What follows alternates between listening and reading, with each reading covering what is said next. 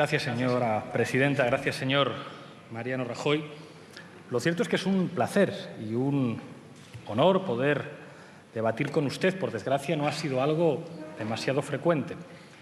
Es, en realidad, la primera vez que debato con usted. Coincidimos una vez en un debate de televisión junto con otros candidatos y que podamos debatir es algo positivo. Me sorprende que a veces en esta Cámara, en los debates de investidura, digamos que algunos intervinientes salen con las cosas preparadas. Yo me voy a ceñir a la intervención que ha hecho usted porque creo que es algo positivo que debatamos aquí y que hagamos referencia a las cosas que se nos dicen. Usted dice que quiere ser estupendo. Usted lo es. A mí me parece usted un señor estupendo y creo que usted tiene muchas cosas buenas. Tiene usted sentido del humor, es usted un tipo irónico.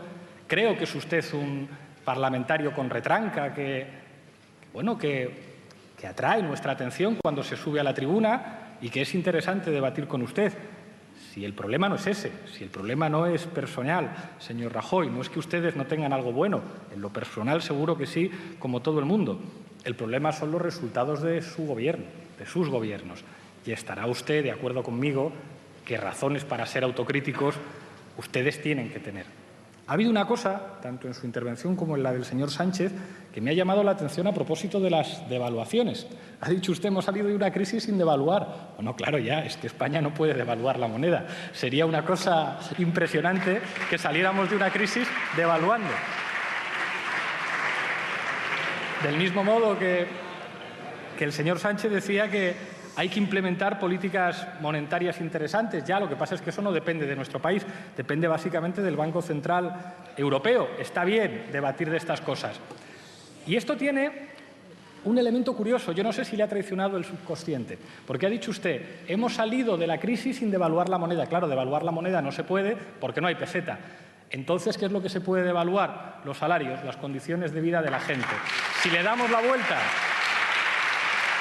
a lo que ha dicho usted, después de decir con simpatía lo evidente, lo que usted ha reconocido es que claro que hemos salido de una crisis devaluando, porque no se puede salir de una crisis sin devaluar, en este caso, los salarios.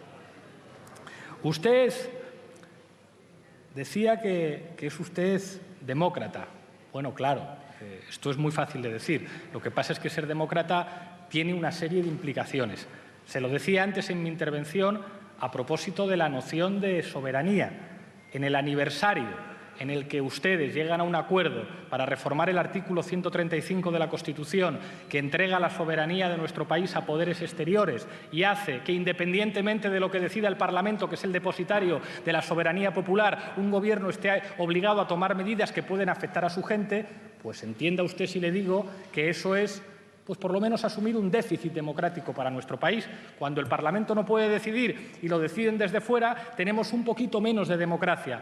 Los que recortan la democracia, creo yo, son menos demócratas que los que entienden que las decisiones de un país la tienen que tomar las gentes de su país a través de sus representantes y no los poderes financieros y la señora Merkel.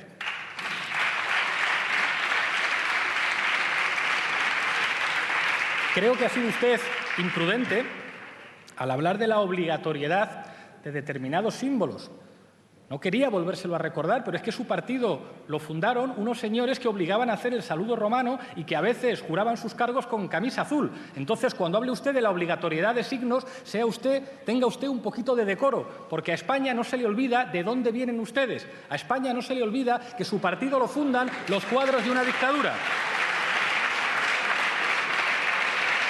Esos son los únicos que en España han obligado a hacer determinados gestos, esos eran los que prohibían a los demás partidos políticos y esos eran los que nos han hecho cargar con la vergüenza de que en nuestro país durante 40 años hubiera una dictadura. Yo sé que a ustedes les avergüenza, pero es que es la verdad, su partido lo fundaron ministros de una dictadura, es lo que hay.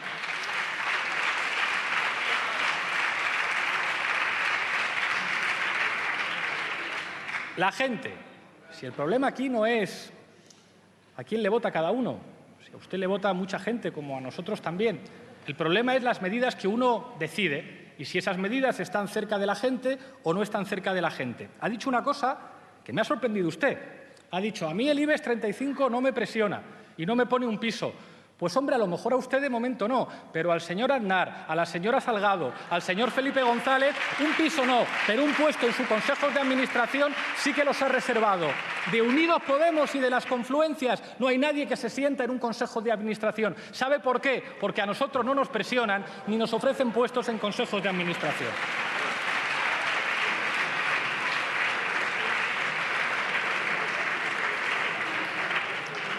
Ha dicho usted también, a propósito de la soberanía, que a usted no le presiona nadie y que hacer política, al fin y al cabo, es trabajar para la gente.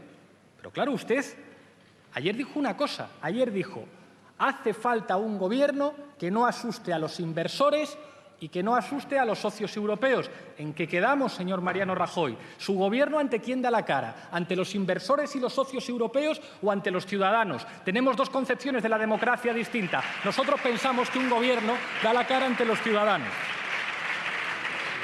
Hablaba usted de Grecia y la cosa tiene narices, con perdón.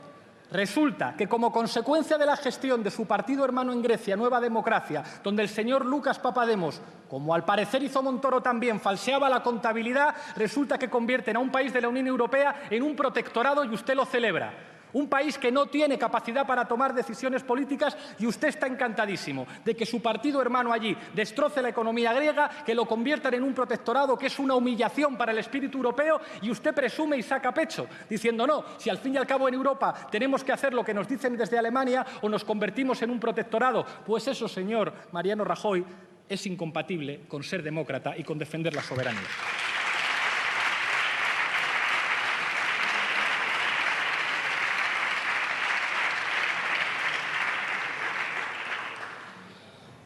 Los datos.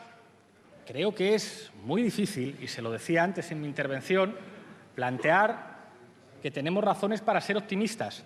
Era ya poco creíble lo que decía el señor Aznar cuando hablaba del España va bien, y eso que era la época de la burbuja, era la época de los pelotazos urbanísticos y la época en la que su gestión convirtió la corrupción en una forma de gobierno y de aquellos polvos estos lodos. Pero plantear en el año 2016 que España va bien, que los datos económicos llaman al optimismo, cuando encabezamos las estadísticas europeas en desigualdad, que detrás de esas estadísticas hay personas, hay gente que no llega a fin de mes, niños que sufren pobreza, niños que no se alimentan adecuadamente, jóvenes que se tienen que marchar de España. No diga usted que España va bien. España son los españoles, no la tranquilidad de los inversores ni la tranquilidad de sus socios europeos.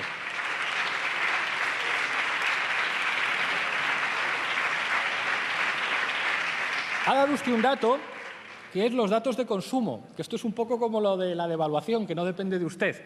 Claro, cuando resulta que la relación euro-dólar cambia, cuando los precios del petróleo cambian y cuando, además, los últimos meses de su gestión ustedes empiezan a hacer lo que algunos decimos que hay que hacer, políticas más expansivas, aflojar un poco más, entonces hay algunos datos del consumo que llaman al optimismo, pero a partir de lo contrario a lo que hacen ustedes. Si ustedes reducen los salarios, si ustedes aumentan la precariedad laboral, ¿cómo va a aumentar el consumo? Usted dirá, no, nuestras reformas laborales no han contribuido a disminuir la capacidad negociadora de los trabajadores, sus salarios y sus condiciones. Entonces, ¿por qué les hicieron una huelga general? A ustedes y a ustedes, a los dos huelgas generales por sus reformas laborales. Eso lo hacen los trabajadores porque sus reformas impiden su capacidad negociadora, disminuyen los salarios y aumentan la precariedad. Y eso se traduce en menos consumo, señor Mariano Rajoy.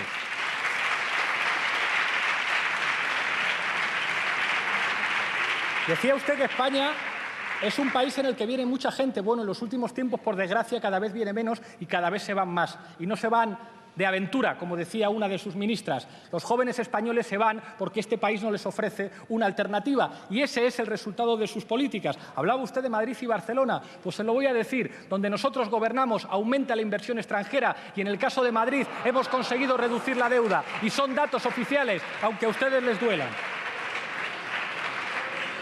Voy terminando.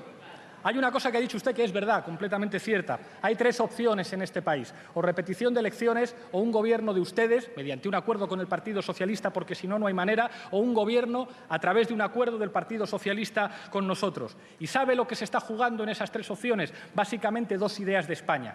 Su idea de España tiene que ver con usted, Es impresionante. Usted ha dicho que cuando yo critico a su partido y a su gobierno estoy criticando a España. España no es usted, España no es su gobierno, España es la gente, no son los inversores, no son los socios europeos.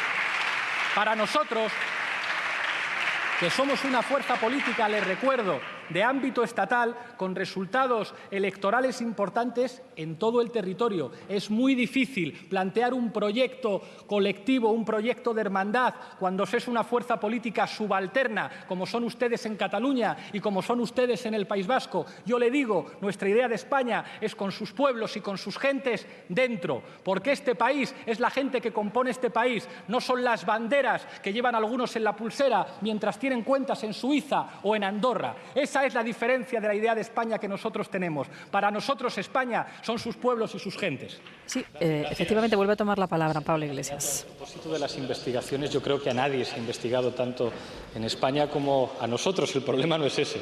El problema es que quizá a los de usted se les ha investigado poco. Ojalá se les investigara un poco más.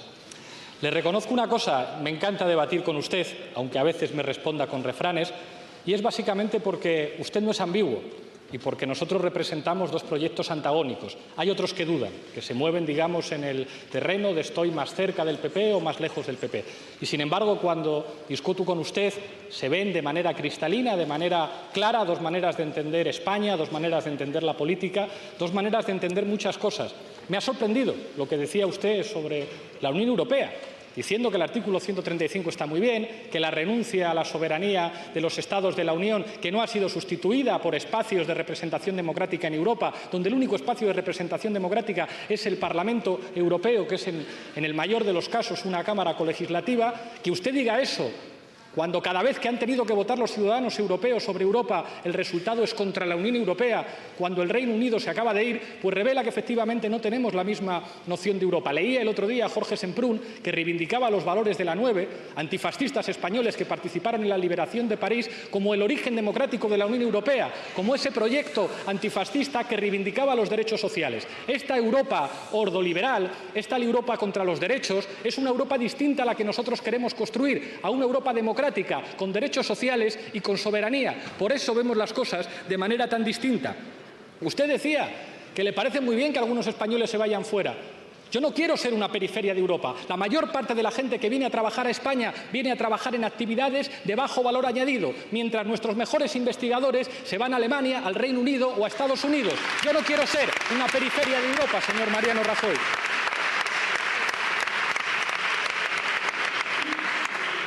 Señor Rajoy, ha dicho usted algo que me parece preocupante. Ha dicho usted, claro, es que algunos convocan un referéndum, lo ganan, pero luego no pueden hacer lo que han dicho los ciudadanos porque Alemania les dice otra cosa. Hombre, que lo piense usted está bien, pero que diga abiertamente en un Parlamento que le parece bien que un gobierno no pueda aplicar lo que han dicho sus ciudadanos votando, me parece grave. Por eso le digo que no tenemos la misma concepción de la democracia.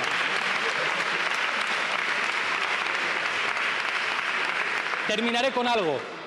Ha dicho usted que no todos en España piensan igual. Tiene usted razón, pero todos en España necesitan una educación pública, una sanidad pública y una vivienda digna, señor Rajoy.